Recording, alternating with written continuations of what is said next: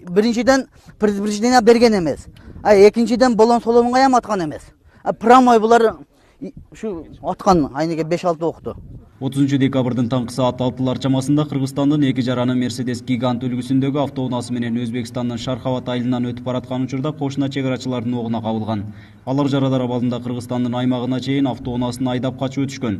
Учурда жарадар болгон эки жарандын бирөөсүнүн денесинде ок алынып, абалдары туруктуу. Баткен облустук ооруканасынын адистери бул боюнча териштирүү иштери бүтмөйүн сайын алардын ден соолугу жакшы дегенден башка маалымат берүүдөн баш тартышты.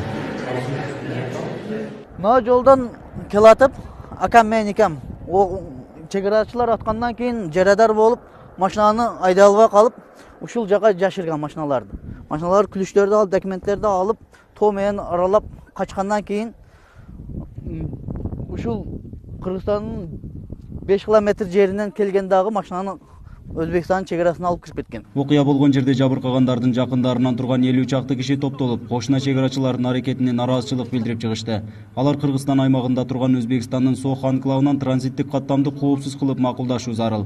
Боз Адыр айылына караштуу 11 гектар аймагына эркин каттоону камсыздоо керек деген айтып талаптарын коюшту. Эми биз өкмөттөн суранарыбыз ушул эмени мындай мамлекеттик деңгээлде чечип берсе.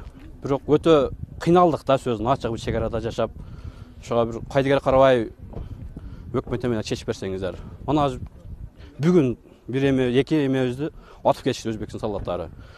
Кыргызстан террористтер чыккан жерде атып, машиналарын алып кирип кетиштилер. Жаңжал чыккан жерге Баткен чек ара отрядынын башчысы барды. Кыргызстан тарап бул окуянын себебин жана абалды аныктоо максатында эки өлкөнүн чек ара өкүлдөрүнүн жолугушуусун өткөрүүнү да белгиледи. Өлкөнүн жетекчисине атылган жаңжал тууралуу маалымдалганын кабарлашты. Азыркы күндө биздин эки кыргыз жараны Баткен областык борбордук ооруканасында окуя боюнча азыркы күндө чек арачылар, тийиштүү органдар бул жерде жергиликтүү бийлик органдары териштирүү иштерин баштады. Азыр окуя боюнча мындан ары дагы анык болот окуянын кандай болгону. Быйылкы жыл башынан бери эле Өзбекстан менен чектешкен Баткен облусунун аймагынан 4 атуулга өзбек чек арачыларынын огу жаңылып, бирөө каза болгон. Ок атуулардын баары аткезчилик менен жүк ташууга байланышкан. Нургазы Жайнаков, Жергал Абдижалил уулу, Ынтымак, Баткен району.